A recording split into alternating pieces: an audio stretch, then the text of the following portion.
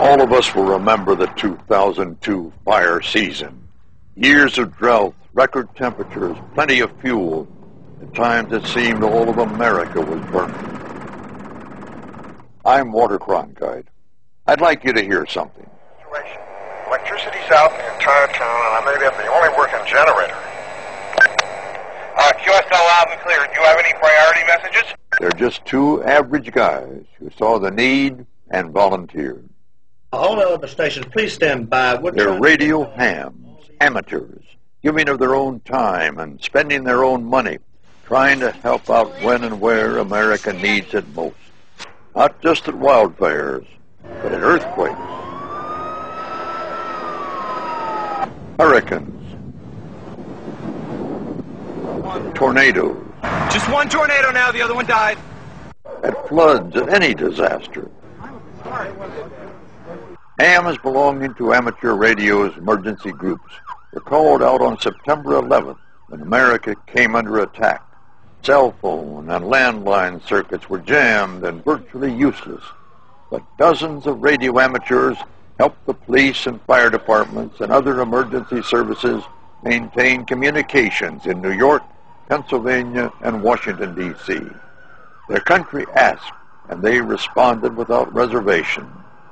But being a good Samaritan sometimes brings with it a risk. And sometimes it's not just risky, it's downright dangerous. There's a gas leak! Let's go! Turn around that way! Gas leak! That's exactly what happened in Colorado in June 2002 on the 137,000-acre Hayman fire. This is rural America out here. You can't always rely on a cell phone and when you need help. It looks like the wind shifted back to the west and or northwest, and it's moving the fire back in this direction. The fire is just right over this ridge here behind me. It's starting to get close. Looks like we're going to have to prepare to get out of here pretty shortly. The sky had already turned ominously dark. The air was thick with smoke, making breathing more difficult. The sun reduced in intensity to little more than a light bulb through the smoky haze. The wind, increasing in speed, began blowing the fire toward the volunteers. The sheriff came through a little bit ago and asked us how fast we could get out of here. We're basically right across the road from the last fire line. So they stood by their radios, handling emergency communications for the police, the fire, the Teller County Office of Emergency Services. This is West Creek Fire. Ted, could I get a status update, your location, please? Things are pretty quiet. Firefighters should be coming in for supper before long. The role of amateur radio operators in this particular event has been very significant. We've provided a lot of communication capability. We're in an area where it's difficult to communicate. As a result, our capabilities greatly enhance the efforts of law enforcement, of firefighting, of the Red Cross, and the Salvation Army. It takes a lot of cheeseburgers to fight a forest fire. Your turn. Okay. Got it? Thank you. In the end, there was a break in the weather. The winds changed, and all of the emergency workers, the firefighters, the police, the radio amateurs, handling the communications, all of them were safe. This is WG0N. I'll be coming back to the command center. You know, we call them radio amateurs, but their skill levels are anything but amateur.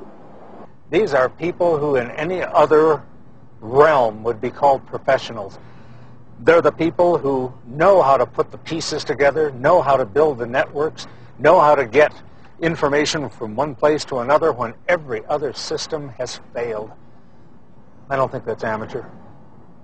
Ham radio has been around for 100 years, but that doesn't mean out of date. Even America's space shuttle and the International Space Station have ham radio on board, and it's not just for the enjoyment of the crew. Do you tend to reevaluate your life when you look at the Earth? Over. When you put up here above the Earth in our little spacecraft and look down at the great big spacecraft that we all fly on, it makes us all think about what our priorities are. Over. Someone once said, and it's probably true, that amateur radio is the only fail-safe communication system in the world. Many of you know I'm a sailor. I really enjoy being on the sea with the wind at my back, underway, under sail. What most of you don't know is I'm a radio ham too. My call is KB2GSD. And you can bet that when I'm on the ocean, even if the GPS, the radar, and the ship-to-shore fail, I've still got my ham radio station.